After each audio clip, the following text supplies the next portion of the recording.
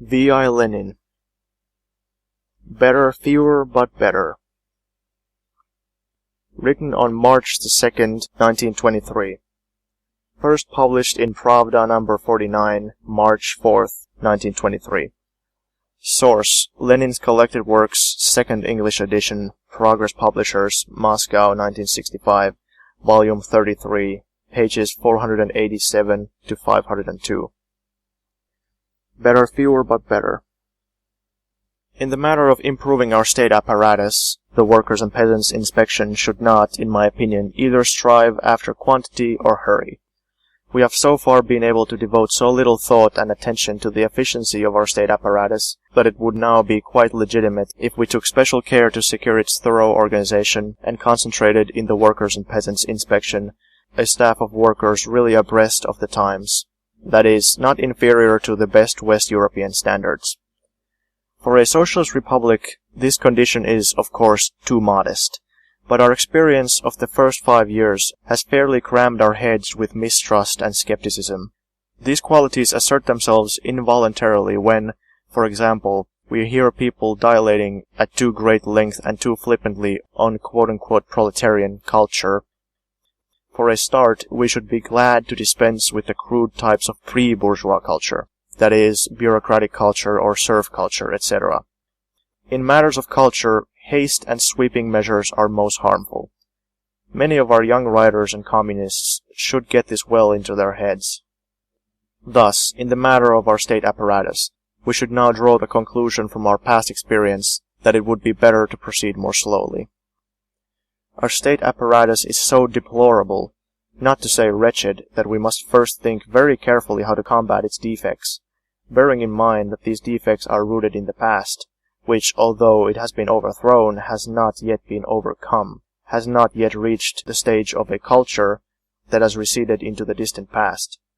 I say culture deliberately, because in these matters we can only regard as achieved what has become part and parcel of our culture, of our social life, our habits.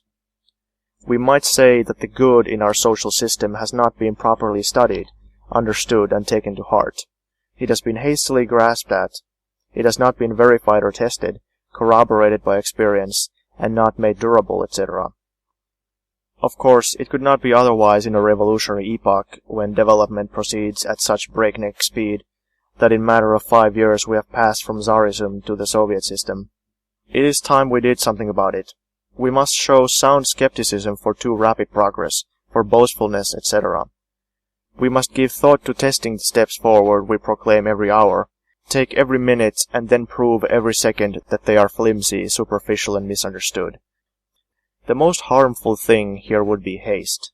The most harmful thing would be to rely on the assumption that we know at least something, or that we have any considerable number of elements necessary for the building of a really new state apparatus, one really worthy to be called socialist, Soviet, etc. No, we are ridiculously deficient of such an apparatus, and even of the elements of it. And we must remember that we should not stint time on building it, and that it will take many, many years. What elements have we for building this apparatus? Only two. First, the workers who are absorbed into the struggle of socialism. These elements are not sufficient educated. They would like to build a better apparatus for us, but they do not know how. They cannot build one. They have not yet developed the culture required for this, and it is culture that is required.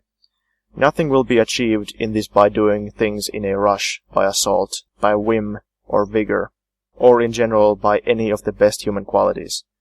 Secondly, we have the elements of knowledge, education and training, but they are ridiculously inadequate compared with all other countries. We must not forget that we are too prone to compensate, or imagine that we can compensate, our lack of knowledge by zeal, haste, etc. In order to renovate our state apparatus, we must at all costs set out first to learn, secondly to learn, and thirdly to learn, and then see to it that learning shall not remain a dead letter or a fashionable catchphrase, and we should admit in all frankness that this happens very often with us.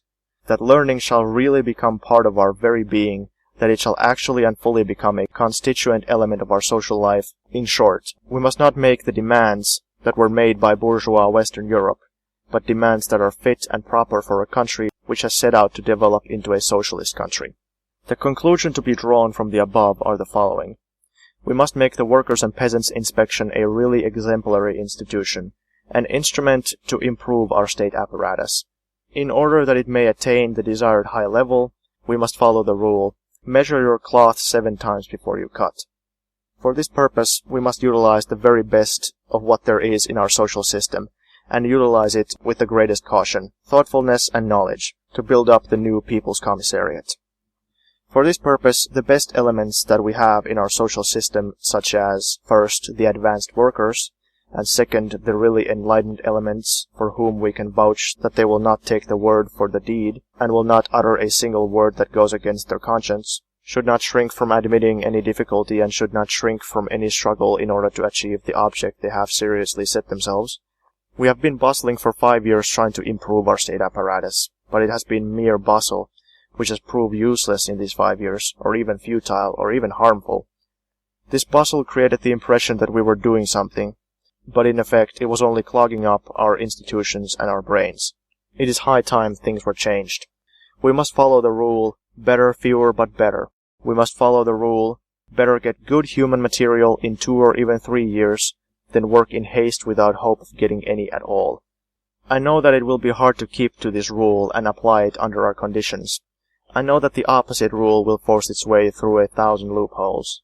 I know that enormous resistance will have to be put up, that devilish persistence will be required, that in the first few years at least work in this field will be hellishly hard. Nevertheless, I am convinced that only by such effort shall we be able to achieve our aim, and that only by achieving this aim shall we create a republic that is really worthy of the name Soviet, Socialist, and so on and so forth. Many readers probably thought that the first figures I quoted by way of illustration in my first article, footnote, how we should reorganize the Workers and Peasants Inspection, end of footnote, were too small.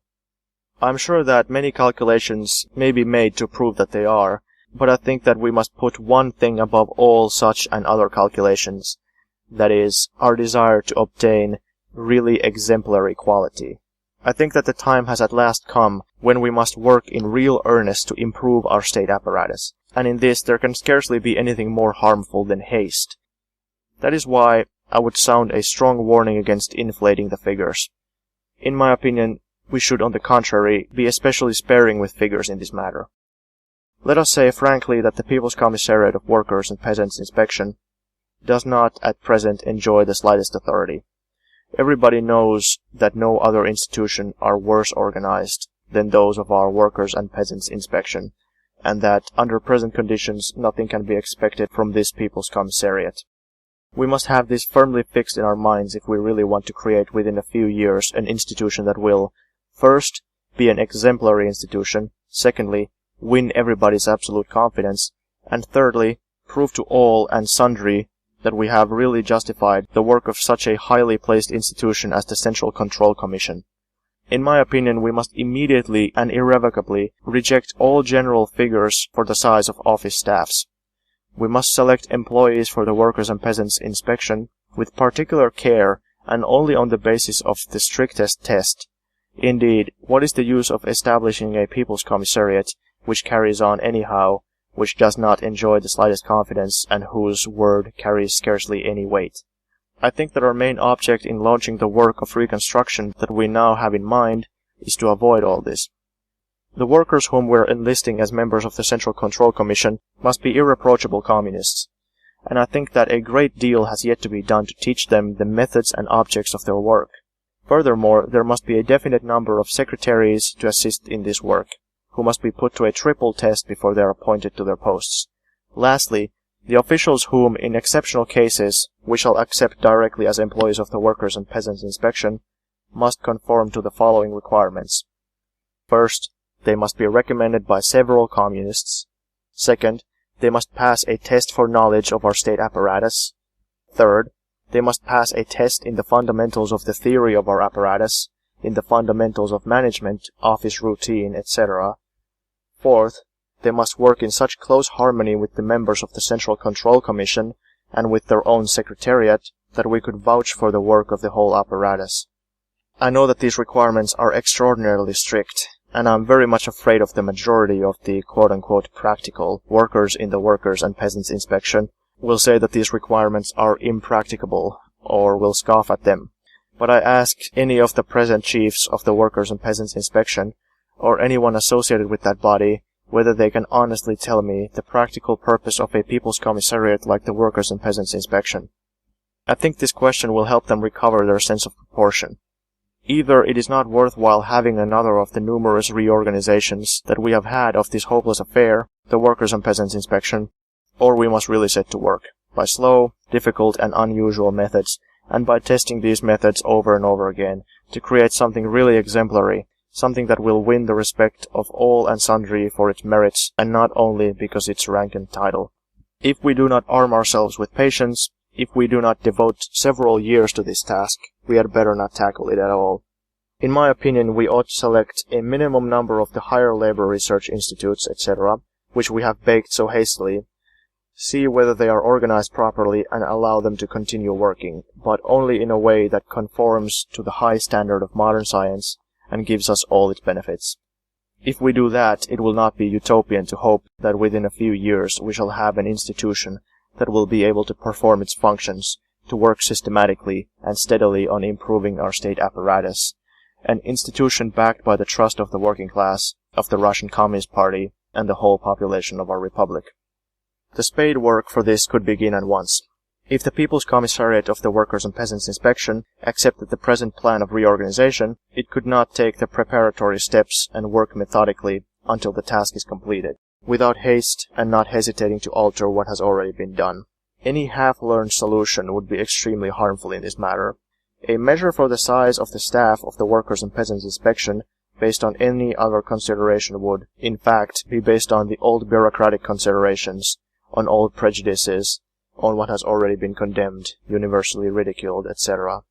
In substance, the matter is as follows. Either we prove now that we have really learned something about state organization, we ought to have learned something in 5 years, or we prove that we are not sufficiently mature for it. If the latter is the case, we had better not tackle the task. I think that with the available human material it will not be immodest to assume that we have learned enough to be able to systematically rebuild at least one People's Commissariat. True, this one People's Commissariat will have to be the model for our entire state apparatus. We ought to at once announce a contest in the compilation of 2 or more textbooks on the organization of labor in general, and on management in particular. We can take as a basis the book already published by Yermansky, although it should be said in parentheses that he obviously sympathizes with Menshevism and is unfit to compile textbooks for the Soviet system. We can also take as a basis the recent book by Kerzhentsev, and some of the other partial textbooks available may be useful too. We ought to send several qualified and conscientious people to Germany or to Britain to collect literature and to study this question. I mention Britain in case it is found impossible to send people to the US or Canada. We ought to appoint a commission to draw up the preliminary program of examinations for prospective employees of the Workers and Peasants Inspection, ditto for candidates to the Central Control Commission. These and similar measures will not, of course, cause any difficulties for the People's Commissar, or the Collegium of the Workers and Peasants Inspection, or for the Presidium of the Central Control Commission.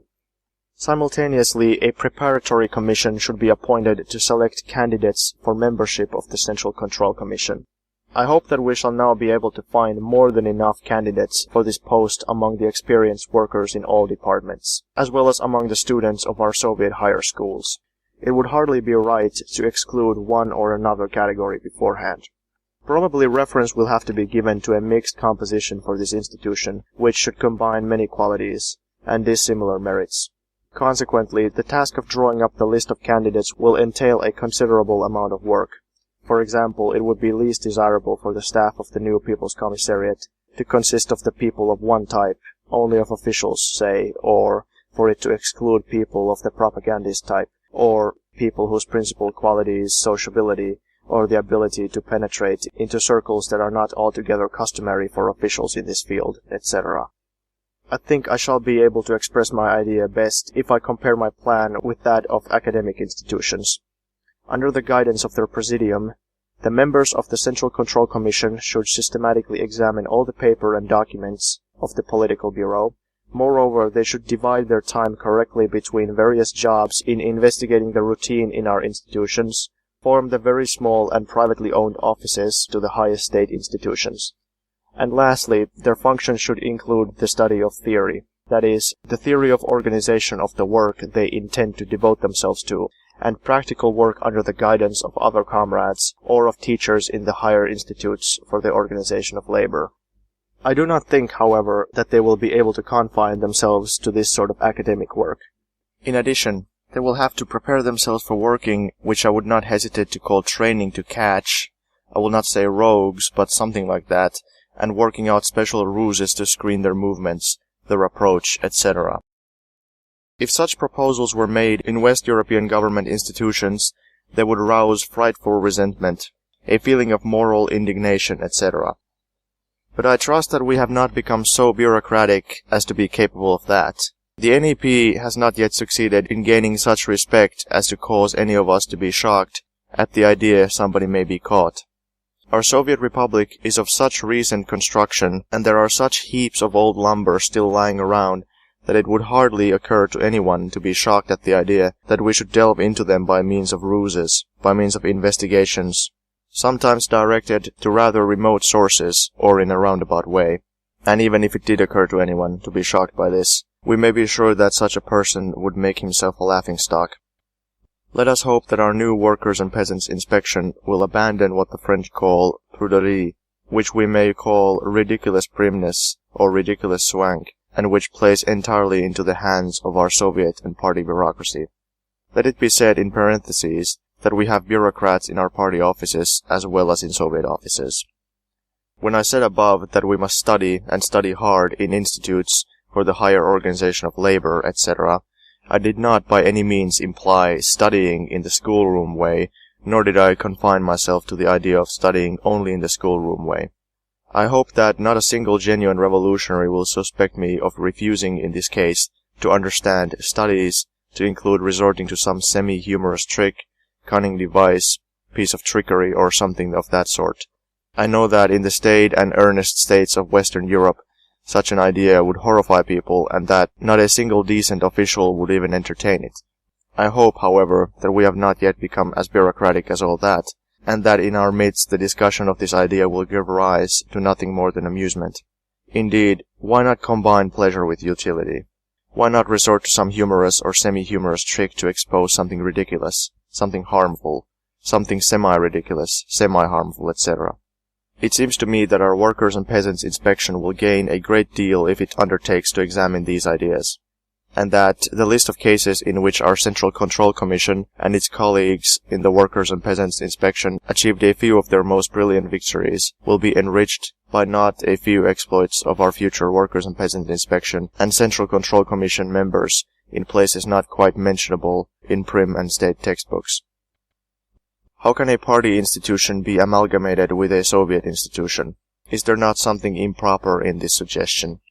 I do not ask these questions on my own behalf, but on behalf of those I hinted at above when I said that we have bureaucrats in our party institutions, as well as in the Soviet institutions.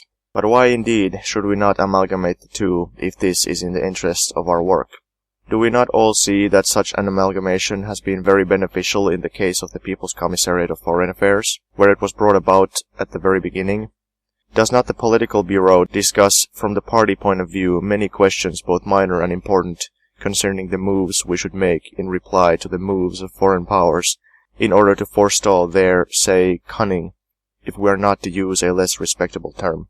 Is not this flexible amalgamation of a Soviet institution with a party institution a source of great strength in our politics? I think that what has proved its usefulness, what has been definitely adopted in our foreign politics, and has become so customary that it no longer calls forth any doubt in this field, will be at least as appropriate, in fact, I think will be much more appropriate, for our state apparatus as a whole.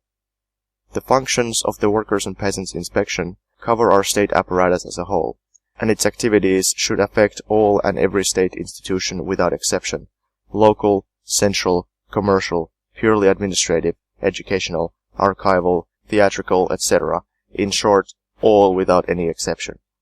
Why then should not an institution whose activities have such wide scope, and which moreover requires such extraordinary flexibility of forms, be permitted to adopt this peculiar amalgamation of a party-controlled institution with a Soviet-controlled institution? I see no obstacles to this. What is more, I think that such an amalgamation is the only guarantee of success in our work. I think that all doubts on this score arise in the dustiest corners of our government offices, and that they deserve to be treated with nothing but ridicule. Another doubt. Is it expedient to combine educational activities with official activities? I think that it is not only expedient, but necessary. Generally speaking, in spite of our revolutionary attitude towards the West European form of state, we have allowed ourselves to become infected with a number of its most harmful and ridiculous prejudices.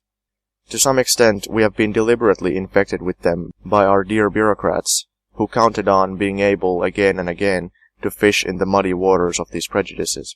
And they did fish in these muddy waters, to so great an extent that only the blind among us failed to see how extensively this fishing was practiced. In all spheres of social, economic, and political relationships, we are frightfully revolutionary.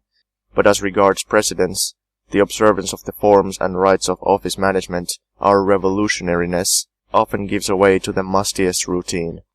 On more than one occasion, we have witnessed the very interesting phenomenon of a great leap forward in social life being accompanied by amazing timidity whenever the slightest changes are proposed.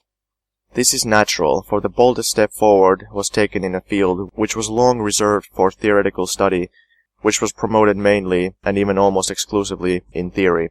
The Russian, when away from work, found solace from bleak bureaucratic realities in unusually bold theoretical constructions, and that is why in our country these unusually bold theoretical constructions assumed an unusually lopsided character. Theoretical audacity in general constructions went hand in hand with amazing timidity as regards certain very minor reforms in office routine. Some great universal agrarian revolution was worked out with an audacity unexampled in any other country, and at the same time the imagination failed when it came to working out a 10th-rate reform in office routine. The imagination, or patience, was lacking to apply to this reform the general propositions that produced such brilliant results when applied to general problems. That is why in our present life reckless audacity goes hand in hand to an astonishing degree with timidity of thought, even when it comes to very minor changes. I think that this has happened in all really great revolutions, for really great revolutions grow out of the contradictions between the old, between what is directed towards developing the old, and the very abstract striving for the new, which must be so new as not to contain the tiniest particle of the old. And the more abrupt the revolution, the longer will many of these contradictions last. The general feature of our present life is the following. We have destroyed capitalist industry and have done our best to raze to the ground the medieval institutions and landed proprietorship, and thus created a small and very small peasantry, which is following the lead of the proletariat because it believes in the results of its revolutionary work. It is not easy for us, however, to keep going until the socialist revolution is victorious in more developed countries, merely with the aid of this confidence, because economic necessity, especially under NEP, keeps the productivity of labor of the small and very small peasants at an extremely low level. Moreover, the international situation, too, threw Russia back and, by and large, reduced the labor productivity of the people to a level considerably below pre-war. The West European capitalist powers, partly deliberately and partly unconsciously, did everything they could to throw us back, to utilize the elements of the civil war in Russia in order to spread as much ruin in the country as possible. It was precisely this way out of the imperialist war that seemed to have many advantages. They argued somewhat as follows, quote, "If we fail to overthrow the revolutionary system in Russia, we shall, at all events, hinder its progress towards socialism." End of quote. And from their point of view, they could argue in no other way. In the end, their problem was half solved. They failed to overthrow the new system created by the revolution, but they did prevent it from at once taking the step forward that would have justified the forecasts of the socialists, that would have enabled the latter to develop the productive forces with enormous speed, develop all the potentialities which, taken together, would have produced socialism. The socialists would thus have proved to all and sundry that socialism contains within itself gigantic forces, and that mankind had now entered into a new stage of development of extraordinarily brilliant prospects. The system of international relationships which has now taken shape is one in which a European state, Germany, is enslaved by the victor countries. Furthermore, owing to their victory, a number of states, the oldest states in the West, are in a position to make some insignificant concessions to their oppressed classes, concessions which, insignificant though they are, nevertheless hurt the revolutionary movement in those countries and create some semblance of class truce. At the same time, as a result of the last imperialist war, a number of countries of the East, India, China, etc., have been completely jolted out of the rut. Their development has definitely shifted to general European capitalist lines.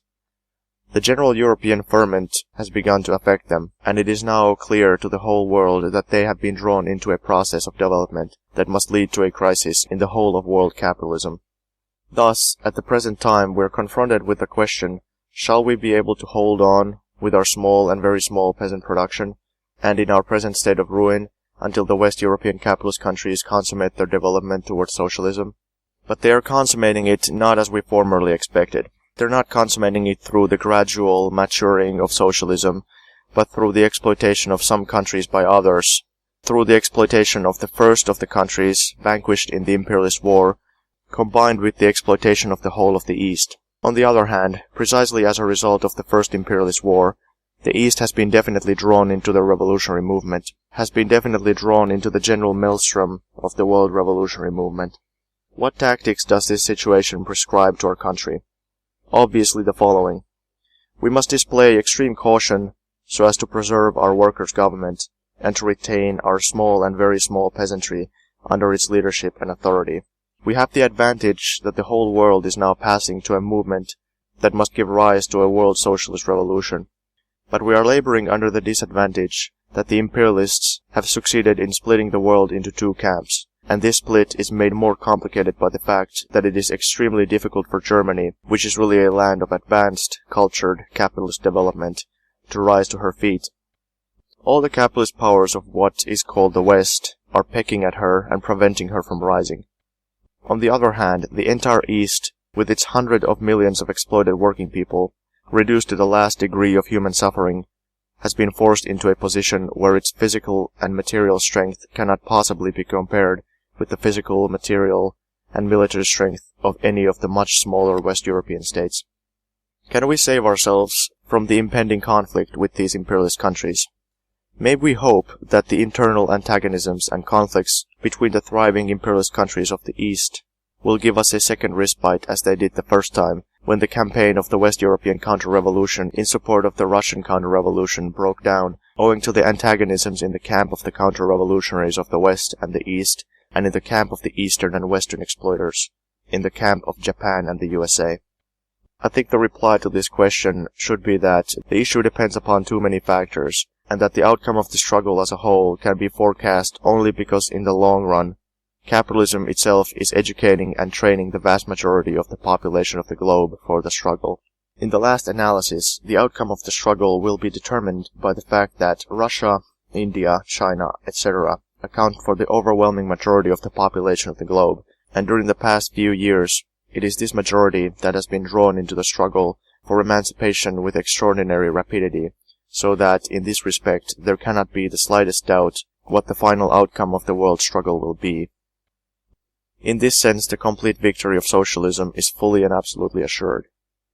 But what interests us is not the inevitability of this complete victory of socialism, but the tactics which we, the Russian Communist Party, we, the Russian Soviet government, should pursue to prevent the West European counter-revolutionary states from crushing us.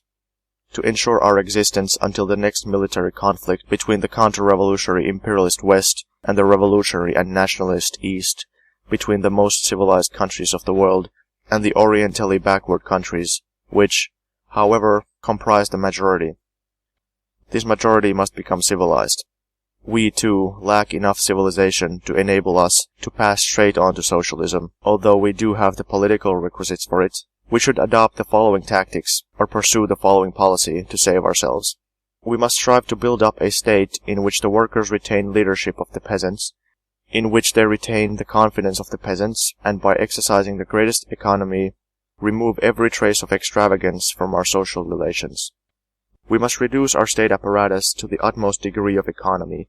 We must banish from it all traces of extravagance, of which so much has been left over from Tsarist Russia, from its bureaucratic capitalist state machine. Will not this be a reign of peasant limitations? No. If we see to it that the working class retains its leadership over the peasantry, we shall be able, by exercising the greatest possible thrift in the economic life of our state, to use every saving we make to develop our large-scale machine industry, to develop electrification, the hydraulic extraction of peat, to complete the Volkhov power project, etc. Footnote. The Volkhov power project was the first big hydroelectric power station in the Soviet Union, built on the river Volkhov. Its construction began in 1918, but made little progress until after the Civil War ended in 1920. It was commissioned in 1926. End of footnote. In this, and in this alone, lies our hope. Only when we have done this, shall we, speaking figuratively, be able to change horses, to change from the peasant muzhik horse of poverty, from the horse of an economy designed for a ruined peasant country, to the horse which the proletariat is seeking and must seek, the horse of large-scale machine industry, of electrification, of the Volkhov power station, etc. That is how I linked up in my mind the general plan of our work, of our policy, of our tactics, of our strategy, with the functions of the reorganized Workers and Peasants Inspection. This is what, in my opinion, justifies the exceptional care, the exceptional attention that we must devote to the Workers and Peasants Inspection, in raising to it an exceptionally high level, in giving it a leadership with central committee rights, etc., etc. And this justification is that only by thoroughly purging our government machine, by reducing it to the utmost, everything that is not absolutely essential in it, shall we be certain of being able to keep going.